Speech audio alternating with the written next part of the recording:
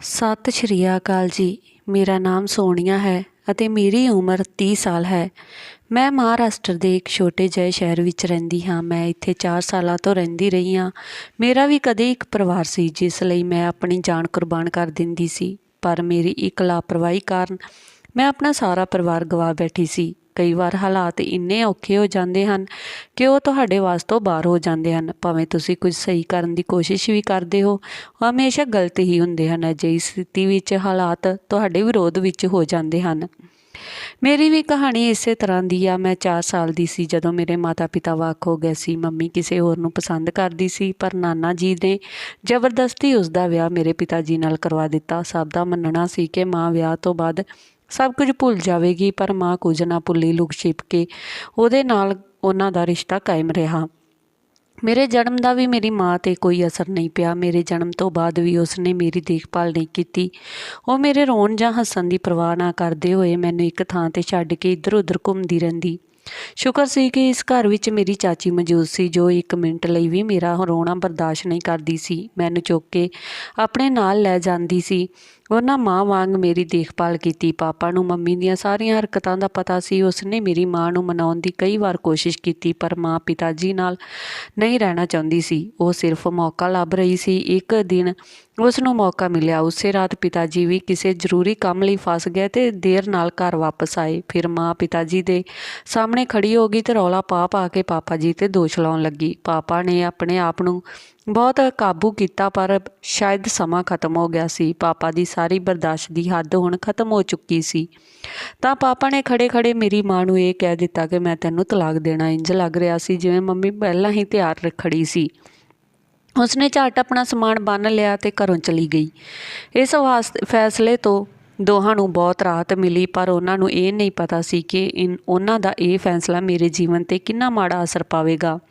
ਮੇਰੀ ਸਾਰੀ ਜ਼ਿੰਮੇਵਾਰੀ ਚਾਚੀ 'ਤੇ ਆ ਗਈ, ਜਿਸ ਕਾਰਨ ਚਾਚੀ ਦੀ ਆਪਣੀ ਜ਼ਿੰਦਗੀ ਖਰਾਬ ਹੋ ਰਹੀ ਸੀ। 3 ਸਾਲ ਬਾਅਦ ਪਾਪਾ ਨੇ ਤਲਾਕਸ਼ੁਦਾ ਔਰਤ ਨਾਲ ਦੁਬਾਰਾ ਵਿਆਹ ਕਰ ਲਿਆ, ਜਿਸ ਦੇ ਪਤੀ ਨੇ ਵਿਆਹ ਤੋਂ 6 ਮਹੀਨੇ ਬਾਅਦ ਹੀ ਉਸ ਨੂੰ ਤਲਾਕ ਦੇ ਦਿੱਤਾ ਸੀ। ਪਹਿਲਾਂ ਮੈਂ ਉਹਨਾਂ ਕੋਲ ਜਾਣ ਤੋਂ ਬਹੁਤ ਡਰਦੀ ਸੀ, ਕਿਉਂਕਿ ਮੈਂ ਸਕੂਲ ਵਿੱਚ ਮਤਰੇਈ ਮਾਂ ਬਾਰੇ ਜੋ ਕੁਝ ਵੀ ਸੁਣਿਆ ਸੀ ਉਹ ਚੰਗਾ ਨਹੀਂ ਸੀ। ਪਰ ਉਹ ਔਰਤ ਬਹੁਤ ਹੀ ਸਮਝਦਾਰ ਤੇ ਸੁਲਝੀ ਹੋਈ ਸੀ।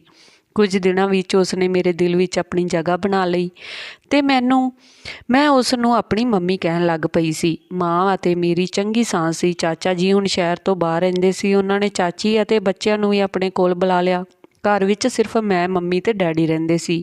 ਅਗਲੇ ਹੀ ਸਾਲ ਮੇਰੀ ਨਵੀਂ ਮਾਂ ਪ੍ਰੈਗਨੈਂਟ ਹੋ ਗਈ ਤੇ ਉਸਨੇ ਇੱਕ ਬੱਚੀ ਨੂੰ ਜਨਮ ਦਿੱਤਾ। ਹੁਣ ਉਹ ਮੇਰੀ ਛੋਟੀ ਭੈਣ ਸੀ। ਉਸਦੇ ਆਉਣ ਨਾਲ ਇੰਝ ਲੱਗਦਾ ਸੀ ਜਿਵੇਂ ਸਾਡੀ ਜ਼ਿੰਦਗੀ ਪੂਰੀ ਹੋ ਗਈ ਹੋਵੇ। ਸਭ ਕੁਝ ਖੁਸ਼ੀ ਨਾਲ ਚੱਲ ਰਿਹਾ ਸੀ। ਇੱਕ ਦਿਨ ਸਾਡੀ ਜ਼ਿੰਦਗੀ ਵਿੱਚ ਤੂਫਾਨ ਆਇਆ, ਜਿਸ ਨੇ ਸਾਡਾ ਸਭ ਕੁਝ ਖੋਹ ਲਿਆ। ਉਸ ਸਮੇਂ ਮੇਰੀ ਛੋਟੀ ਭੈਣ 2 ਸਾਲ ਦੀ ਸੀ ਤੇ ਮੈਂ 10 ਸਾਲਾਂ ਦੀ। ਜਦੋਂ ਮੇਰੇ ਪਿਤਾ ਜੀ ਦੀ ਦਿਲ ਦਾ ਦੌਰਾ ਪੈਣ ਕਾਰਨ ਮੌਕੇ 'ਤੇ ਹੀ ਮੌਤ ਹੋ ਗਈ ਤੇ ਸਾਡੀ ਜ਼ਿੰਦਗੀ ਉਜੜ ਗਈ। ਹਰ ਕੋਈ ਮੇਰੀ ਮਾਂ ਨੂੰ ਮਨਹੂਸ ਕਹਿ ਰਿਹਾ ਸੀ, ਜੋ ਆਪਣੀ ਪਹਿਲੇ ਵਿਆਹ ਨੂੰ ਕਾਇਮ ਨਾ ਰੱਖ ਸਕੀ ਤੇ ਹੁਣ ਦੂਜੇ ਵਿਆਹ ਵਿੱਚ ਆਪਣੇ ਪਤੀ ਨੂੰ ਹੀ ਖਾ ਗਈ। ਹੁਣ ਲੋਕਾਂ ਨੇ ਜਿਉਣਾ ਮੁਸ਼ਕਲ ਕਰ ਦਿੱਤਾ। ਚਾਚੇ ਨਾਲ ਵੀ ਕੋਈ ਗੱਲ ਨਹੀਂ ਹੋ ਰਹੀ ਸੀ। ਆਖਰਕਾਰ ਮਾਂ ਨੂੰ ਘਰ ਵੇਚਣ ਲਈ ਮਜਬੂਰ ਹੋਣਾ ਪਿਆ ਤੇ ਅਸੀਂ ਉੱਥੋਂ ਇੱਕ ਪਿੰਡ ਵਿੱਚ ਚਲੇ ਗਏ। ਮੰਮੀ ਨੇ ਘਰ ਦੇ ਪੈਸੇ ਨਾਲ ਇੱਕ ਛੋਟਾ ਜਿਹਾ ਘਰ ਖਰੀਦਿਆ ਤੇ ਬਚੇ ਹੋਏ ਪੈਸੇ ਬਚਤ ਦੇ ਰੂਪ ਵਿੱਚ ਖਾਤੇ 'ਚ ਜਮ੍ਹਾਂ ਕਰਵਾ ਦਿੱਤੇ। ਮੇਰਾ ਦਾਖਲਾ ਇੱਥੋਂ ਦੇ ਇੱਕ ਸਕੂਲ ਵਿੱਚ ਹੋ ਗਿਆ ਸੀ। ਅਸੀਂ ਬਚਤਾਂ ਰਾਹੀਂ ਚੰਗੀ ਤਰ੍ਹਾਂ ਗੁਜ਼ਾਰਾ ਕਰ ਰਹੇ ਸੀ। ਬਚੇ ਹੋਏ ਪੈਸੇ ਨਾਲ ਸਿਰਫ 9 ਮਹੀਨੇ ਗੁਜ਼ਰੇ। ਮੰਮੀ ਨੂੰ ਸ਼ਾਇਦ ਇਹ ਪਤਾ ਸੀ ਕਿ ਇਹ ਪੈਸੇ ਸਿਰਫ ਇੰਨਾ ਹੀ ਚੱਲੇਗਾ। ਫਿਰ ਉਸਨੇ ਲੋਕਾਂ ਦੇ ਕੱਪੜਿਆਂ 'ਤੇ ਕਢਾਈ ਕਰਨੀ ਸ਼ੁਰੂ ਕਰ ਦਿੱਤੀ, ਪਰ ਕਢਾਈ ਦੇ ਪੈਸਿਆਂ ਨਾਲ ਕਿੱਥੋਂ ਘਰ ਚੱਲਦੇ ਨੇ। ਜਦੋਂ ਮੈਂ ਮਾਂ ਨੂੰ ਅਜਿਹਾ ਕਰਨ ਲਈ ਮਜਬੂਰ ਦੇਖਦੀ ਤਾਂ ਮੈਨੂੰ ਬਹੁਤ ਬੁਰਾ ਲੱਗਦਾ। ਇਸ ਸਭ ਦੇ ਬਾਵਜੂਦ ਮੇਰੀ ਮਾਂ ਨੇ ਮੈਨੂੰ ਅੰਗਰੇਜ਼ੀ ਵਿੱਚ ਗ੍ਰੈਜੂਏਸ਼ਨ ਕਰਵਾਈ ਅਤੇ ਇੱਕ ਸਕੂਲ ਵਿੱਚ ਮੈਨੂੰ ਅਧਿਆਪਕ ਦੀ ਨੌਕਰੀ ਮਿਲ ਗਈ। ਅੱਗੇ ਦੀ ਪੜ੍ਹਾਈ ਮੇਰੇ ਵੱਸ ਤੋਂ ਬਾਹਰ ਸੀ, ਇਸ ਲਈ ਮੈਂ ਆਪਣੀ ਪੜ੍ਹਾਈ ਛੱਡ ਦਿੱਤੀ, ਜਦ ਕਿ ਮੈਂ ਆਪਣੀ ਛੋਟੀ ਭੈਣ ਨੇਹਾ ਦਾ ਇੱਕ ਪ੍ਰਾਈਵੇਟ ਸਕੂਲ ਵਿੱਚ ਦਾਖਲਾ ਕਰਵਾ ਦਿੱਤਾ। ਮੇਰੀ ਕੋਸ਼ਿਸ਼ ਸੀ ਕਿ ਜਿਸ ਤਰ੍ਹਾਂ ਮੇਰੀ ਮਾਂ ਮੈਨੂੰ ਆਪਣੀ ਸਗੀ ਮਾਂ ਨਾਲੋਂ ਵੱਧ ਪਿਆਰ ਕਰਦੀ ਆ, ਹੁਣ ਮੇਰਾ ਫਰਜ਼ ਬਣਦਾ ਕਿ ਮੈਂ ਨੇਹਾ ਨੂੰ ਚੰਗੀ ਸਿੱਖਿਆ ਦੇ ਕੇ ਉਸ ਨੂੰ ਚੰਗੀ ਥਾਂ 'ਤੇ ਪਹੁੰਚਾਵਾਂ। ਉਹਨਾਂ ਨੇ ਮੈਨੂੰ ਨੌਕਰੀ ਕਰਨ ਤੋਂ ਬਹੁਤ ਰੋਕਿਆ, ਪਰ ਤਨਖਾਹ 10,000 ਰੁਪਇਆ ਸੀ। ਤਨਖਾਹ ਮੇਰੀ ਪੜ੍ਹਾਈ ਦੇ ਅਨੁਸਾਰ ਵਧੀਆ ਮਿਲਦੀ ਸੀ ਤਾਂ ਮੈਂ ਨੌਕਰੀ 'ਤੇ ਲੱਗੀ ਰਹੀ। ਫਿਰ ਸਮਾਂ ਆਪਣੀ ਰਫ਼ਤਾਰ ਨਾਲ ਅੱਗੇ ਵੱਧਦਾ ਗਿਆ ਤੇ ਜਦੋਂ ਮੈਂ 30 ਸਾਲ ਦੀ ਹੋਈ ਤਾਂ ਮੇਰਾ ਰਿਸ਼ਤਾ ਆ ਗਿਆ। ਉਸ ਦਾ ਛੋਟਾ ਜਿਹਾ ਪਰਿਵਾਰ ਸੀ। ਉਹ ਇੱਕ ਭੈਣ ਦਾ ਇਕਲੌਤਾ ਭਰਾ ਸੀ। ਭੈਣ ਦਾ ਵਿਆਹ ਹੋ ਗਿਆ। ਹੁਣ ਉਸ ਦੇ ਮਾਤਾ ਪਿਤਾ ਤੇ ਉਹ ਮੁੰਡਾ ਹੀ घर विच सन। मम्मी नूं ये रिश्ता पसंद सी, इसलिए उसने विआह लई 1 साल का समा मंगिया ते मेरी मंगनी करवा दित्ती। मेरा मंगेतर सिर्फ 10 मिनट लई मंगनी ते आया सी, फिर वो कोई जरूरी काम कह के चला गया। साडे नंबर भी मेरी ननान दे जरिए बदले सन, पर मेरे मंगेतर ने मैनू कदी खुद फोन नहीं किया सी। शुरू विच मैनू इस बारे बहुत महसूस नहीं होया, पर हुण मैनू मेरे मंगेतर द्वारा मैनू नज़रअंदाज करना बहुत बुरा लगता सी, पर मैं बर्दाश्त कर लैंदी सी। 1 साल बाद वो विआह की तरीक तय करन आए सन ते माँ ने कुछ होर समा मंगिया, पर मेरे मंगेतर ने इस बारे विच कुछ नहीं कहा। मेरी भैन हुण 9वीं क्लास विच सी। मम्मी उसका बहुत ख्याल रखदी सी। असीं उसनूं कदे भी किसी चीज़ की कोई कमी महसूस नहीं होण दित्ती सी। वो बहुत लाडली सी। मैं रोज़ाना की तरह बच्चों नूं पढ़ा रही सी जदों मेरे फोन ते कॉल आउण लगी। मैं बिजी अंदाज विच अपना मोबाइल कढ़िया, कॉल चुक के कंन नाल लाया। इस दे नाल ही मैं ब्लैक बोर्ड ते लिखदी रही। मेरी भैन दा फोन आया। उसने दस्सिया कि मेरे सहुरे घर आए हन। उसने मैनू उन्हां दे आउण दी सूचना दित्ती ते मैनू जल्दी घर आउण लई कहा। मैं ठीक है कह के कॉल कट दित्ती अते अपना काम जल्दी पूरा करन लगी। काहली दे बावजूद भी मैनू अद्धे दिन की छुट्टी लैण विच अद्धा घंटा लग गया। जिवें ही मैं सड़क ते पहुंची, मैं जल्दी नाल रिक्शा फड़िया, उसनूं अपने घर दा पता दस्सिया ते उसनूं जल्दी जाण लई कहा। अपने मंगेतर नूं फोन करन लगी, पर हर वार की तरह इस वार भी मैनू निराशा हुई। मैनू नहीं पता सी कि मेरा मंगेतर अजिहा क्यों करदा है। वो असल विच किते रुझिया होया सी जां जाण-बुੱਝ के मेरा फोन नहीं चुक रहा सी। अज तक मैं ये फैसला नहीं कर सकी सी। 3-4 वार कोशिश करन तो बाद मैं मोबाइल बंद करके पर्स विच रख लिया। कुछ समय बाद मैं अपने घर पहुंच गई। मैं बड़ी खुशी नाल ड्राइंग रूम विच गई, पर अगले ही पल मेरियां सारियां खुशियां लोप हो गईयां। मैं जबरदस्ती मुस्कुराउंदी होई अंदर चली गई ते सत श्री अकाल ते फिर मुस्कुरा के अपनी सस कोल जाके बह गई। मेरा मंगेतर अज भी नहीं आया सी। ना जाने उसनूं तंग करके की मिलदा सी। बिना कारण उसका रवैया मेरी समझ तो बाहर हुंदा जा रहा सी। ना वो कदे फोन ते गल करदा सी ते ना ही कदे वो मैनू मिलण आउंदा सी। लड़की होण दे बावजूद मैं उसनूं कई वार अपने फोन तो फोन कीता सी, पर उसनूं कोई परवाह नहीं सी। एक पासे तां उसदी भैण ते माँ कहंदियां सन कि वो मैनू बहुत प्यार करदा, पर अज तक मैं अजिहा कुछ नहीं देखिया सी जिस नाल मैनू विश्वास हो जावे कि वो मैनू प्यार करदा है। सोच के मैं अपने दिल नूं तसल्ली दित्ती कि शायद वो विआह तो बाद वाले प्यार नूं अहमियत दिंदा होवे। अते अज भी मैं ये सोच के अपने आप नूं तसल्ली दित्ती। मेरे सहुरे मेरी मम्मी तो मेरे विआह दी तरीक लैण आए सन। मैनू ये सुन के बहुत खुशी हुई। हुण मैं भी जल्दी तो जल्दी विआह करवा के अपने घर जाना चाहुंदी सी, पर माँ दे जवाब ने मेरियां सारियां इच्छावां तबाह कर दित्तियां सन। मम्मी ने उसनूं कहा कि साडे विआह दीयां तैयारियां अजे पूरीआं नहीं होईआं, इसलिए वो अजे तरीक नहीं दे सकदी। तैयारियां पूरीआं हुंदे ही तुहानूं दस देवांगी। मेरी सस ने जोर दित्ता, पर मेरी ननाण मेरी सस नूं समझाउण लगी कि आंटी ठीक कह रही है, सानूं थोड़ा होर सबर करना चाहीदा है। तुसीं जाणदे हो कि तैयारियां विच किन्ना समा लगदा ते उन्हां दे घर कोई आदमी भी नहीं आ। उन्हां नूं सारियां तैयारियां इकल्ले ही करनियां हन, इसलिए सानूं उन्हां नूं समा देना चाहीदा। ननान दी गल सुण के मैनूं एहसास होया कि वो बहुत सियाणी है। फिर वो चाह पी के वापस चले गए। उन्हां दे जांदे ही मेरी माँ ने मेरे सामने हत्थ जोड़ के कहा कि मैनूं माफ़ कर दे, मैं बेवस हाँ। साडे घर विच तेरे सिवाए होर कोई पैसा कमाउण वाला नहीं। जे मैं तेरा विआह जल्दी करवा दित्ता तां घर कौन चलावेगा? किरपा करके मेरी बेवसी नूं समझण दी कोशिश कर। माँ दीयां ये गल्लां सुण के मैं उसनूं जफ्फी पा लई। वो सही कह रही सी। जे मैं 1 साल होर इंतजार कर लैंदी तां मेरी भैन दी ग्रैजुएशन पूरी हो जांदी। उस तो बाद मैं उसनूं अपने नाल नौकरी ते लगा दिंदी। मैं भी इस स्कूल विच 4 सालां तो काम कर रही सी। खैर मैं मम्मी नूं दिलासा दित्ता ते उसनूं कहा कि कोई गल नहीं मम्मी, उਡੀਕ कर लवांगी। अते वैसे भी मेरी किहड़ी उम्र निकली जा रही है, हाले मैं 30 साल दी तां होई हाँ। 1 साल होर उਡੀਕ करन विच मैं किहड़ा बुढ़ी हो जावांगी। भांडे धो के मैं कमरे विच चली गई। जिवें ही मैं दरवाजा खोल के अंदर गई तां मेरी भैन ने डर के छाल मार दित्ती। मैं हैरानी नाल उस वल वेख्या जिवें उसनूं इन्ने दिनीं बहुत दौरे पै रहे सन। बैठे बैठे चौंक जांदी है। मैं पिछले कई दिनां तो उसदी इस व्यवहार नूं नोट कर रही सी ते उस दे डर दा कारण जानना चाहुंदी सी। जदों मैं उसनूं पुछया तां वो हैरान हो गई। जदों मैं उसनूं सवाल पुछया तां उसने बड़ी मुश्किल नाल अपने आप नूं काबू पाया ते फिर कहा, मैं बहुत डरावणीਆਂ कहानियां पढ़ रही सी, इसलिए मैं डर गई। मैं लगातार उसदियां अखां विच वेख रही सी। जिस तरह उसने हकलाउंदे होए जवाब दिता सी, उस दियां अखां ते जबान बिल्कुल भी साथ नहीं दे रहीआं सन। ये यकीनी तौर ते वो मेरे तो कुछ ना कुछ लुको रही सी। ਪਰ ਮੈਂ ਉਸ ਸਮੇਂ ਬਹੁਤ ਥੱਕੀ ਹੋਈ ਸੀ। ਮੈਂ ਉਸ ਤੋਂ ਕੁਝ ਨਹੀਂ ਪੁੱਛਿਆ ਅਤੇ ਫਰੈਸ਼ ਹੋਣ ਲਈ ਵਾਸ਼ਰੂਮ ਵਿੱਚ ਚਲੀ ਗਈ। ਦਿਨ ਬੀਤ ਰਹੇ ਸੀ। ਇੱਕ ਦਿਨ ਮੈਂ ਸਟਾਫ ਰੂਮ ਵਿੱਚ ਬੈਠ ਕੇ ਬੱਚਿਆਂ ਦੀਆਂ ਕਾਪੀਆਂ ਚੈੱਕ ਕਰ ਰਹੀ ਸੀ। ਮੈਂ ਅੱਜ ਹੀ ਸਾਰੇ ਬੱਚਿਆਂ ਦੀਆਂ ਕਾਪੀਆਂ ਚੈੱਕ ਕਰ ਲਈਆਂ ਸੀ। ਅਸੀਂ ਸਕੂਲ ਜਾਣ ਤੋਂ ਪਹਿਲਾਂ ਆਪਣੇ ਫੋਨ ਸਾਈਲੈਂਟ ਕਰਕੇ ਕਾਊਂਟਰ 'ਤੇ ਜਮ੍ਹਾਂ ਕਰਵਾਉਣੇ ਹੁੰਦੇ ਸੀ। 2-3 ਘੰਟੇ ਬਾਅਦ ਕਾਪੀ ਚੈੱਕ ਕਰਨ ਤੋਂ ਬਾਅਦ ਮੈਂ ਸਟਾਫ ਰੂਮ ਤੋਂ ਬਾਹਰ ਆਈ ਤਾਂ ਕਾਊਂਟਰ 'ਤੇ ਮੈਨੂੰ ਦੱਸਿਆ ਕਿ ਤੁਹਾਡੀ ਮਾਂ ਦੀਆਂ 2-3 ਕਾਲਾਂ ਆਈਆਂ ਸੀ ਅਤੇ ਤੁਹਾਡੀ ਮਾਂ ਤੁਹਾਡੀ ਭੈਣ ਨਾਲ ਇੱਥੇ ਆਈ ਸੀ ਅਤੇ ਉਹ ਬਹੁਤ ਜ਼ਿਆਦਾ ਰੋ ਰਹੀ ਸੀ, ਪਰ ਤੁਹਾਨੂੰ ਪਰੇਸ਼ਾਨ ਕਰਨ ਦੀ ਮਨਾਹੀ ਕੀਤੀ ਸੀ, ਇਸ ਲਈ ਮੈਂ ਨਹੀਂ ਦੱਸਿਆ। ਉਸ ਦੀਆਂ ਗੱਲਾਂ ਸੁਣ ਕੇ ਮੈਂ ਬਹੁਤ ਪਰੇਸ਼ਾਨ ਹੋ ਗਈ। ਮੈਂ ਤੁਰੰਤ ਮੰਮੀ ਨੂੰ ਫ਼ੋਨ ਕੀਤਾ। ਮਾਂ ਬਹੁਤ ਜ਼ਿਆਦਾ ਰੋ ਰਹੀ ਸੀ। ਮੈਂ ਬਹੁਤ ਪਰੇਸ਼ਾਨ ਹੋ ਗਈ। ਮੈਂ ਆਪਣੀ ਮਾਂ ਨੂੰ ਪੁੱਛਿਆ ਕਿ ਕੀ ਹੋਇਆ, ਅਤੇ ਉਸ ਨੇ ਰੋ ਕੇ ਮੈਨੂੰ ਘਰ ਆਉਣ ਲਈ ਕਿਹਾ। ਅੱਜ ਜਦੋਂ ਮੈਂ ਛੁੱਟੀ ਮੰਗੀ ਤਾਂ ਮੈਨੂੰ ਛੁੱਟੀ ਨਹੀਂ ਮਿਲੀ ਕਿਉਂਕਿ ਬੱਚਿਆਂ ਦੇ ਇਮਤਿਹਾਨ ਹੋਣ ਵਾਲੇ ਸਨ ਅਤੇ ਮੈਂ ਕੰਮ ਕਰਨਾ ਸੀ। ਹੁਣ ਮੈਨੂੰ ਦੁਪਹਿਰ ਤੱਕ ਉਡੀਕ ਕਰਨੀ ਪਈ। ਇਸ ਦੌਰਾਨ ਮੇਰਾ ਧਿਆਨ ਲਗਾਤਾਰ ਮਾਂ ਵੱਲ ਹੀ ਸੀ। ਸਮਾਂ ਬੀਤ ਨਹੀਂ ਰਿਹਾ ਸੀ। ਕਿਸੇ ਤਰ੍ਹਾਂ ਛੁੱਟੀ ਹੋਈ ਬਿਨਾਂ ਕਿਸੇ ਦੇਰੀ ਦੇ ਮੈਂ ਤੁਰੰਤ ਘਰ ਪਹੁੰਚ ਗਈ, ਜਿੱਥੇ ਮੈਨੂੰ ਉਸ ਦੇ ਕਮਰੇ ਵਿੱਚ ਮੇਰੀ ਭੈਣ ਦੇ ਚੀਕਣ ਦੀਆਂ ਆਵਾਜ਼ਾਂ ਸੁਣਾਈ ਦਿੱਤੀਆਂ। ਮੈਂ ਪੂਰੀ ਤਰ੍ਹਾਂ ਘਬਰਾ ਗਈ। ਮੈਂ ਝੱਟ ਉਸ ਦੇ ਕਮਰੇ ਵਿੱਚ ਗਈ। ਸਾਹਮਣੇ ਦਾ ਨਜ਼ਾਰਾ ਵੇਖ ਕੇ ਮੇਰੇ ਪੈਰਾਂ ਹੇਠੋਂ ਜ਼ਮੀਨ ਨਿਕਲ ਗਈ। ਮੇਰੀ ਮਾਂ ਮੇਰੇ ਸਾਹਮਣੇ ਮੇਰੀ ਭੈਣ ਨੂੰ ਬੁਰੀ ਤਰ੍ਹਾਂ ਕੁੱਟ ਰਹੀ ਸੀ। ਮੈਂ ਝੱਟ ਜਾ ਕੇ ਆਪਣੀ ਭੈਣ ਨੂੰ ਆਪਣੀ ਮਾਂ ਤੋਂ ਛਡਵਾਇਆ ਅਤੇ ਪੁੱਛਿਆ ਕਿ ਇਹ ਕੀ ਆ, ਤਾਂ ਮੇਰੀ ਮਾਂ ਨੇ ਕਿਹਾ ਕਿ ਉਸ ਨੂੰ ਪੁੱਛ, ਉਹ ਇੰਨੀ ਛੋਟੀ ਉਮਰ ਵਿੱਚ ਮੂੰਹ ਕਾਲਾ ਕਰਕੇ ਆਈ ਆ। ਇਸਨੇ ਮੂੰਹ ਵਿਖਾਉਣ ਯੋਗ ਨਹੀਂ ਛੱਡਿਆ। ਮੈਂ ਲੋਕਾਂ ਨੂੰ ਕੀ ਜਵਾਬ ਦਿਆਂਗੀ। ਮੰਮੀ ਦੀਆਂ ਗੱਲਾਂ ਸੁਣ ਕੇ ਇੰਝ ਮਹਿਸੂਸ ਹੋਇਆ ਜਿਵੇਂ ਮੇਰੇ ਸਿਰ 'ਤੇ ਅਸਮਾਨ ਡਿੱਗਿਆ ਹੋਵੇ। ਮੈਂ ਆਪਣੀ ਭੈਣ ਵੱਲ ਵੇਖ ਰਹੀ ਸੀ, ਜੋ ਵਾਰ-ਵਾਰ ਰੋ ਰਹੀ ਸੀ, ਸਿਰ ਹਿਲਾ ਕੇ ਕਹਿ ਰਹੀ ਸੀ ਕਿ ਮੈਂ ਮਾੜੀ ਨਹੀਂ ਹਾਂ, ਕੁਝ ਨਹੀਂ ਕੀਤਾ। ਮਾਂ ਦਾ ਰੋ ਕੇ ਬੁਰਾ ਹਾਲ ਹੋ ਗਿਆ ਸੀ। ਮੇਰੀ ਮਾਂ ਦੀ ਹਾਲਤ ਵੀ ਬਹੁਤ ਖਰਾਬ ਸੀ। ਮੈਂ ਹੈਰਾਨੀ ਨਾਲ ਭੈਣ ਵੱਲ ਵੇਖ ਰਹੀ ਸੀ।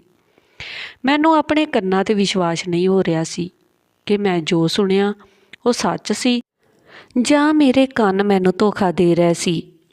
ਜੋ ਮੇਰੀਆਂ ਅੱਖਾਂ ਦੇਖ ਰਹੀਆਂ ਸੀ, ਇਹ ਮੇਰਾ ਕੋਈ ਸੁਪਨਾ ਜਾਂ ਭਰਮ ਨਹੀਂ ਸੀ, ਇਹ ਅਸਲੀਅਤ ਸੀ। ਇਹ ਇੱਕ ਅਜਿਹਾ ਤੂਫਾਨ ਸੀ ਜੋ ਸਾਡੀ ਜ਼ਿੰਦਗੀ ਵਿੱਚ ਆ ਗਿਆ ਸੀ, ਅਤੇ ਹੁਣ ਕੌਣ ਜਾਣਦਾ ਸੀ ਕਿ ਇਹ ਤੂਫਾਨ ਸਾਡੀ ਜ਼ਿੰਦਗੀ ਵਿੱਚ ਕੀ ਕੁਝ ਲੈ ਕੇ ਆਉਣ ਵਾਲਾ ਸੀ। ਜੋ ਅੱਜ ਮੈਂ ਇਹ ਖਬਰ ਸੁਣੀ ਸੀ, ਮੈਨੂੰ ਸਮਝ ਨਹੀਂ ਆ ਰਿਹਾ ਸੀ ਕਿ ਹੁਣ ਮੈਂ ਕੀ ਕਰਾਂ। ਪਰ ਸਾਡੀ ਪਰਵਰਿਸ਼ ਵਿੱਚ ਕਿਹੜੀ ਕਮੀ ਰਹਿ ਗਈ ਸੀ ਅਤੇ ਅਸੀਂ ਕਿਹੜੀ ਗਲਤੀ ਕੀਤੀ ਕਿ ਉਸਨੇ ਇੰਨਾ ਵੱਡਾ ਕਦਮ ਚੁੱਕ ਲਿਆ। ਮੇਰੀ ਮਾਂ ਨੇ ਮੈਨੂੰ ਜੋ ਗੱਲ ਦੱਸੀ ਉਸ ਨੂੰ ਸੁਣ ਕੇ ਮੇਰੇ ਹੋਸ਼ ਉੱਡ ਗਏ। ਮੰਮੀ ਨੇ ਦੱਸਿਆ ਕਿ ਜਦੋਂ ਉਹ ਸਕੂਲ ਤੋਂ ਵਾਪਸ ਆਈ ਤਾਂ ਉਹ ਬਹੁਤ ਬਿਮਾਰ ਸੀ ਅਤੇ ਉਸ ਨੂੰ ਚੱਕਰ ਆ ਰਹੇ ਸੀ ਅਤੇ ਉਸ ਦੇ ਪੇਟ ਵਿੱਚ ਵੀ ਦਰਦ ਹੋ ਰਿਹਾ ਸੀ। ਫਿਰ ਮੰਮੀ ਨੇ ਮੈਨੂੰ ਫ਼ੋਨ ਕੀਤਾ, ਪਰ ਜਦੋਂ ਮੇਰੀ ਮੰਮੀ ਨਾਲ ਗੱਲ ਨਹੀਂ ਹੋਈ ਤਾਂ ਉਹ ਉਸ ਨੂੰ ਹਸਪਤਾਲ ਲੈ ਗਈ। ਉਸ ਦੀ ਹਾਲਤ ਦੇਖ ਕੇ ਡਾਕਟਰ ਨੂੰ ਸ਼ੱਕ ਹੋ ਗਿਆ ਸੀ, ਤਾਂ ਡਾਕਟਰ ਨੇ ਕੁਝ ਟੈਸਟ ਕਰਵਾਏ। ਜਦੋਂ ਟੈਸਟ ਦੀ ਰਿਪੋਰਟ ਪੋਜ਼ੀਟਿਵ ਆਈ ਤਾਂ ਡਾਕਟਰ ਦਾ ਸ਼ੱਕ ਹਕੀਕਤ ਵਿੱਚ ਬਦਲ ਗਿਆ। ਉਹ ਰਿਪੋਰਟ ਮੇਰੀ 16 ਸਾਲ ਦੀ ਭੈਣ ਦੇ ਮਾਂ ਬਣਨ ਦੀ ਖਬਰ ਸੁਣਾ ਰਹੀ ਸੀ। ਮੈਂ ਬੜੀ ਮੁਸ਼ਕਲ ਨਾਲ ਆਪਣੇ ਆਪ ਨੂੰ ਕਾਬੂ ਕੀਤਾ ਅਤੇ ਆਪਣੀ ਭੈਣ ਨੂੰ ਪੁੱਛਣ ਲਈ ਉਸ ਵੱਲ ਵਧੀ। ਉਸਨੇ ਅਜਿਹਾ ਕਿਉਂ ਕੀਤਾ? ਉਸ ਦੇ ਚਰਿੱਤਰ 'ਤੇ ਇੰਨਾ ਵੱਡਾ ਦਾਗ ਕਿਵੇਂ ਲੱਗ ਗਿਆ? ਅਜੇ ਮੇਰਾ ਸਵਾਲ ਮੇਰੇ ਮੂੰਹ ਵਿੱਚ ਹੀ ਸੀ ਜਦੋਂ ਉਹ ਅਚਾਨਕ ਆਪਣੀ ਜਗ੍ਹਾ ਤੋਂ ਉੱਠ ਕੇ ਰੋਣ ਲੱਗੀ ਅਤੇ ਕਹਿਣ ਲੱਗੀ ਕਿ ਮੈਂ ਬੇਕਸੂਰ ਹਾਂ। ਇਹ ਕਹਿੰਦੇ ਹੀ ਉਹ ਭੱਜ ਕੇ ਦੂਜੇ ਕਮਰੇ ਵਿੱਚ ਚਲੀ ਗਈ। ਉਸਨੇ ਕਮਰੇ ਨੂੰ ਅੰਦਰੋਂ ਬੰਦ ਕਰ ਲਿਆ। ਮੈਂ ਮੰਮੀ ਨੂੰ ਉਠਾ ਕੇ ਕਮਰੇ ਵਿੱਚ ਲੈ ਗਈ। ਮੰਮੀ ਕਿਸੇ ਵੀ ਤਰੀਕੇ ਨਾਲ ਸੰਭਲਣ ਦੇ ਯੋਗ ਨਹੀਂ ਸੀ। ਝਟਕਾ ਬਹੁਤ ਵੱਡਾ ਸੀ। ਮੰਮੀ ਨੇ ਸੋਚਣ ਅਤੇ ਸਮਝਣ ਦੀ ਆਪਣੀ ਸਮਰੱਥਾ ਗਵਾ ਦਿੱਤੀ ਸੀ, ਪਰ ਮੈਨੂੰ ਸਮਝਦਾਰੀ ਤੋਂ ਕੰਮ ਲੈਣਾ ਪਿਆ ਅਤੇ ਇਸ ਸਮੱਸਿਆ ਤੋਂ ਬਾਹਰ ਨਿਕਲਣ ਲਈ ਕੋਈ ਹੱਲ ਲੱਭਣਾ ਪਿਆ। ਮੈਂ ਜਾ ਕੇ ਆਪਣੀ ਭੈਣ ਦੇ ਕਮਰੇ ਦਾ ਦਰਵਾਜ਼ਾ ਕਈ ਵਾਰ ਖੜਕਾਇਆ, ਪਰ ਉਸ ਨੇ ਦਰਵਾਜ਼ਾ ਨਹੀਂ ਖੋਲ੍ਹਿਆ। ਮੈਂ ਉਸ ਨੂੰ ਪੁੱਛਣਾ ਚਾਹੁੰਦੀ ਸੀ ਕਿ ਉਸ 'ਤੇ ਕਿਸ ਨੇ ਜ਼ੁਲਮ ਕੀਤਾ ਜਾਂ ਉਹ ਖੁਦ ਹੀ, ਪਰ ਇੰਨੀ ਛੋਟੀ ਕੁੜੀ ਅਜਿਹਾ ਕਿਵੇਂ ਕਰ ਸਕਦੀ ਸੀ? ਇਹ ਗੱਲ ਮੇਰੀ ਸਮਝ ਤੋਂ ਬਾਹਰ ਸੀ। ਥੱਕ ਹਾਰ ਕੇ ਮੈਂ ਆਪਣੇ ਕਮਰੇ ਵਿੱਚ ਆ ਗਈ ਅਗਲੀ ਸਵੇਰ ਉਹ ਮੇਰੇ ਜਾਗਣ ਤੋਂ ਪਹਿਲਾਂ ਹੀ ਸਕੂਲ ਚਲੀ ਗਈ। ਮੈਂ ਵੀ ਮੰਮੀ ਨੂੰ ਆਰਾਮ ਕਰਨ ਲਈ ਕਿਹਾ ਤੇ ਆਪ ਸਕੂਲ ਆ ਗਈ। ਮੇਰਾ ਸਾਰਾ ਦਿਨ ਮੂਡ ਖਰਾਬ ਸੀ। ਬਦਨਾਮੀ ਦਾ ਡਰ ਸਿਰ ਚੜ੍ਹ ਬੋਲ ਰਿਹਾ ਸੀ।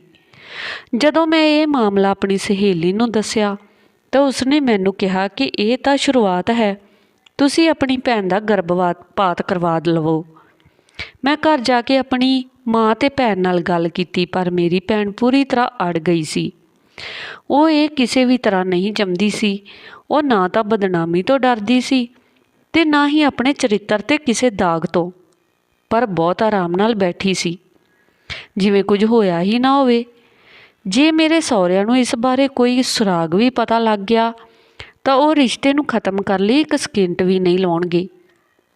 ਇਸ ਝੰਜਟ ਨੂੰ ਖ਼ਤਮ ਕਰਨ ਲਈ ਮੈਨੂੰ ਕੁਝ ਵੀ ਕਰਨਾ ਪੈਂਦਾ, ਕਿਉਂਕਿ ਇਹ ਸਾਡੇ ਲਈ ਬਦਨਾਮੀ ਤੋਂ ਇਲਾਵਾ ਕੁਝ ਨਹੀਂ ਸੀ। ਜਿੰਨਾ ਹੀ ਇਸ ਮਾਮਲੇ ਨੂੰ ਵਧਾਇਆ ਜਾਂਦਾ, ਓਨਾ ਹੀ ਸਾਡੇ ਲਈ ਮੁਸ਼ਕਲਾਂ ਪੈਦਾ ਹੋਣ ਵਾਲੀਆਂ ਸੀ, ਕਿਉਂਕਿ ਮੇਰੀ ਭੈਣ ਦੀ ਸਿਹਤ ਵਿਗੜਦੀ ਜਾ ਰਹੀ ਸੀ। ਉਸ ਦਾ ਬਦਲਦਾ ਪੀਲਾ ਰੰਗ ਕਿਸੇ ਨੂੰ ਵੀ ਸ਼ੱਕੀ ਬਣਾ ਸਕਦਾ ਸੀ।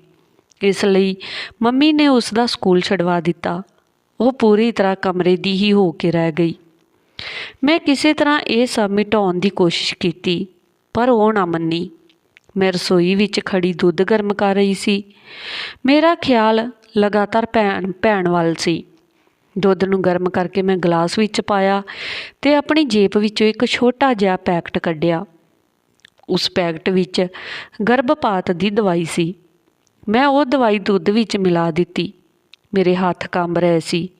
ਮੈਂ ਕਿਸੇ ਦੀ ਜਾਨ ਲੈਣ ਜਾ ਰਹੀ ਸੀ, ਪਰ ਇਸ ਵਾਰ ਮੈਂ ਸਿਰਫ ਉਸ ਦੀ ਭਲਾਈ ਲਈ ਹੀ ਕਰ ਰਹੀ ਸੀ। ਮੈਂ ਆਪਣੀਆਂ ਅੱਖਾਂ ਸਾਹਮਣੇ ਆਪਣੀ ਭੈਣ ਨੂੰ ਆਪਣੀ ਜ਼ਿੰਦਗੀ ਬਰਬਾਦ ਕਰਦਿਆਂ ਨਹੀਂ ਵੇਖ ਸਕਦੀ ਸੀ। ਉਹ ਆਪ ਤਾਂ ਬੱਚੀ ਸੀ, ਇਸ ਲਈ ਉਹ ਬੱਚੇ ਨੂੰ ਕਿਵੇਂ ਸੰਭਾਲ ਸਕਦੀ ਸੀ? ਉਹ ਵੀ ਨਜਾਇਜ਼ ਬੱਚਾ। ਲੋਕ ਉਸ ਨੂੰ ਤਾਨੇ ਮਾਰ ਮਾਰ ਕੇ ਹੀ ਮਾਰ ਦਿੰਦੇ। ਦੁਨੀਆ ਅਜਿਹੀ ਔਰਤ ਨੂੰ ਕਿਵੇਂ ਜੀਣ ਦਿੰਦੀ ਆ? ਉਹ ਤਾਂ ਔਰਤ ਵੀ ਨਹੀਂ ਸੀ, ਉਹ ਤਾਂ ਹਲੇ 16-17 ਸਾਲ ਦੀ ਬੱਚੀ ਸੀ। ਇਸ ਲਈ ਮੈਂ ਦਵਾਈ ਮਿਲਾ ਦਿੱਤੀ ਤਾਂ ਕਿ ਸੱਪ ਵੀ ਮਰ ਜਾਵੇ ਤੇ ਸੋਟੀ ਵੀ ਨਾ ਟੁੱਟੇ।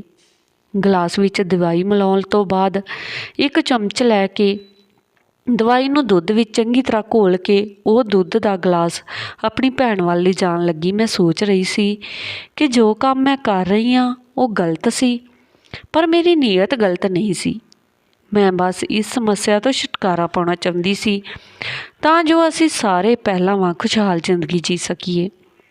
ਜਦੋਂ ਮੈਂ ਉਸ ਕਮਰੇ ਵਿੱਚ ਗਈ ਤਾਂ ਉਹ ਬੈੱਡ 'ਤੇ ਲੇਟੀ ਹੋਈ ਸੀ। ਮੈਂ ਜਾ ਕੇ ਉਸ ਨੂੰ ਦੁੱਧ ਦਿੱਤਾ ਤੇ ਕਿਹਾ, ਇਸ ਨੂੰ ਪੀ ਲੈ, ਮੈਂ ਹੁਣੇ ਹੀ ਗਰਮ ਕੀਤਾ ਆ। ਉਹ ਮੇਰੇ ਹੱਥੋਂ ਦੁੱਧ ਪੀਣ ਲੱਗੀ ਤੇ ਅਜੀਬ ਨਜ਼ਰਾਂ ਨਾਲ ਮੇਰੇ ਵੱਲ ਵੇਖਣ ਲੱਗੀ। ਉਹ ਮੇਰੇ ਵੱਲ ਬੜੇ ਧਿਆਨ ਨਾਲ ਵੇਖ ਰਹੀ ਸੀ। ਮੈਂ ਉਸ ਦੀਆਂ ਨਜ਼ਰਾਂ ਤੋਂ ਡਰਨ ਲੱਗੀ। ਮੈਂ ਉੱਠ ਕੇ ਆਪਣੇ ਕਮਰੇ ਵਿੱਚ ਆ ਗਈ ਤੇ ਉਸ ਤੋਂ ਬਾਅਦ ਮੈਂ ਉਸ ਨੂੰ ਦੁੱਧ ਰਾਹੀਂ ਹਰ ਰੋਜ਼ ਦਵਾਈ ਦਿੰਦੀ, ਕਿਉਂਕਿ ਇਹ 3 ਦਿਨ ਦੀ ਦਵਾਈ ਸੀ ਤੇ ਇਸ ਦਵਾਈ ਦਾ ਨਤੀਜਾ 5 ਤੋਂ 6 ਦਿਨਾਂ ਦੇ ਨਾਲ ਵਿੱਚ ਹੋ ਜਾਣਾ ਸੀ। ਹਾਲਾਂਕਿ ਦਵਾਈ ਦੀ ਪਹਿਲੀ ਖੁਰਾਕ ਤੋਂ ਹੀ ਅਸਰ ਸ਼ੁਰੂ ਹੋ ਜਾਣਾ ਚਾਹੀਦਾ ਸੀ, ਪਰ ਸ਼ਾਇਦ ਹਲਕੀ ਖੁਰਾਕ ਕਾਰਨ ਇੰਨਾ ਸਮਾਂ ਲੱਗ ਰਿਹਾ ਸੀ। ਉਸ ਦਿਨ ਵੀ ਮੈਂ ਉਸ ਨੂੰ ਦੁੱਧ ਵਿੱਚ ਮਿਲਾ ਕੇ ਦਵਾਈ ਪਿਲਾਈ ਤੇ ਸੌਣ ਲਈ ਕਮਰੇ ਵਿੱਚ ਆ ਗਈ। ਸਵੇਰੇ ਉੱਠ ਕੇ ਮੈਂ ਸਕੂਲ ਚਲੀ ਗਈ ਤੇ ਕਿਉਂਕਿ ਸਕੂਲ ਵਿੱਚ ਮਾਤਾ ਪਿਤਾ ਅਧਿਆਪਕ ਮੀਟਿੰਗ ਸੀ, ਇਸ ਲਈ ਅਸੀਂ ਤਿਆਰੀ ਕਰਨੀ ਸੀ। ਮੈਂ ਆਪਣੀ ਡਾਇਰੀ ਤਿਆਰ ਨਹੀਂ ਕੀਤੀ ਸੀ, ਜਿਸ ਕਰਕੇ ਮੈਂ ਜਲਦੀ ਸਕੂਲ ਚਲੀ ਗਈ ਸੀ। ਇਸ ਗੱਲ ਦਾ ਮੈਨੂੰ ਪਤਾ ਨਹੀਂ ਸੀ ਕਿ ਮੇਰੇ ਪਿੱਛੇ ਤੋਂ ਮੇਰੇ ਘਰ ਦਾ ਕੀ ਹੋਵੇਗਾ। ਉਸ ਦਿਨ ਮਾਤਾ ਪਿਤਾ ਅਧਿਆਪਕ ਮੀਟਿੰਗ ਸੀ, ਇਸ ਲਈ ਸਾਰੇ ਅਧਿਆਪਕਾਂ ਦੇ ਫੋਨ ਸਵਿਚ ਆਫ ਸੀ। ਅਸੀਂ ਲਗਭਗ ਸਾਰਾ ਦਿਨ ਬਹੁਤ ਵਿਅਸਤ ਰਹੇ। ਜਦੋਂ 12 ਵਜੇ ਮੀਟਿੰਗ ਖਤਮ ਹੋਈ ਤਾਂ ਮੈਂ ਘਰ ਪਹੁੰਚ ਗਈ। ਜਦੋਂ ਮੈਂ ਘਰ ਪਹੁੰਚੀ ਤਾਂ ਮੈਨੂੰ ਬੜੀ ਬੇਚੈਨੀ ਮਹਿਸੂਸ ਹੋਈ। ਉਸ ਸਮੇਂ ਮੰਮੀ ਤੇ ਮੇਰੀ ਛੋਟੀ ਭੈਣ, ਉਹਨਾਂ ਦੀਆਂ ਆਵਾਜ਼ਾਂ ਬਾਹਰ ਤੱਕ ਆ ਰਹੀਆਂ ਸੀ। ਮੈਨੂੰ ਬਹੁਤ ਡਰ ਲੱਗ ਰਿਹਾ ਸੀ। ਮੈਂ ਧੜਕਦੇ ਦਿਲ ਨਾਲ ਅੰਦਰ ਚਲੀ ਗਈ। ਮਾਂ ਨੂੰ ਬੁਰੀ ਹਾਲਤ ਵਿੱਚ ਦੇਖ ਕੇ ਮੇਰੀ ਨੀਂਦ ਉੱਡ ਗਈ। ਮੈਂ ਤੁਰੰਤ ਆਪਣੀ ਮਾਂ ਕੋਲ ਭੱਜੀ। ਮੰਮੀ ਉੱਚੀ ਉੱਚੀ ਰੋ ਰਹੀ ਸੀ। ਮੇਰੀ ਭੈਣ ਅੰਦਰ ਖੂਨ ਨਾਲ ਲੱਥ-ਪੱਥ ਪਈ ਸੀ। ਮੈਨੂੰ ਵੀ ਸਮਝ ਨਹੀਂ ਆ ਰਿਹਾ ਸੀ ਕਿ ਇਹ ਕੀ ਹੋਇਆ। मैं अपनी भैन नूं किसे ना किसे तरीके हस्पताल लै गई। जो डॉक्टर कोल गई तो डॉक्टर ने देखते ही कह दिता कि ज़्यादा ब्लीडिंग होने कारण इसकी मौत हो गई आ। मेरी भैन सानू छड्ड के जा चुकी सी। मैं अपनी गलती ते पछता रही सी। मैं सोच रही सी कि मैं अपनी माँ नूं दसां कि ना दसां। फिर डॉक्टरां ने उसका चैकअप किया तो उन्होंने दस्सिया कि इसने गर्भपात दियां गोलियां खाधियां ने, इस कारण इसकी मौत हुई आ। मैं ये सुन के बिल्कुल चुप हो गई क्योंकि मैनू डर लग रहा सी जे मैं अपनी माँ नूं ये दस्सिया कि ये गोलियां मैं दित्तियां तां मैनू मेरी माँ छड्डेगी नहीं। उत्थों मैं ते मेरी माँ भैन की डैड बॉडी लैके घर आ गईयां। उसका संस्कार कर दिता गया। फिर हौली हौली मैनू रात नूं नींद आउणी बंद हो गई, ये सोच सोच के कि मैं अपनी भैन नूं मार दिता। फिर एक दिन मैं सोचा कि जो होवेगा देखा जाएगा। बैठी बैठी ने अपनी माँ नूं सब सच दस दिता कि मैं ही उसनूं दुध विच घोल के गर्भपात की दवाई दित्ती सी, जिस कारण उसकी मौत हो गई। तो मेरी माँ ने मेरे मूँह ते वट के चपेड़ मारी ते कहा कि तैनूं ये सब करन दी की लोड़ सी, आपां डॉक्टर कोल जाके भी उसका गर्भपात करवा सकदे सी, तैनूं खुद डॉक्टर बनन दी की लोड़ सी। उस तो बाद मेरी माँ ने मैनूं बुलाउणा छड्ड दिता ते थोड़े टाइम बाद ही मेरा विआह कर दिता। मेरी माँ कदे भी मेरे सहुरे घर नहीं आई। हुण तुसीं ही दसो कि मैं अपनी माँ नूं किवें मनावां। मैं ਮੰਨਦੀ हाँ कि गलती मेरे तो ही हुई आ। धन्नवाद जी। ये सी अज दी अपनी कहानी। जेकर कहानी वधिया लगी होवे तां लाइक कमेंट शेयर जरूर करना ते चैनल नूं सबसक्राइब जरूर कर देना जी।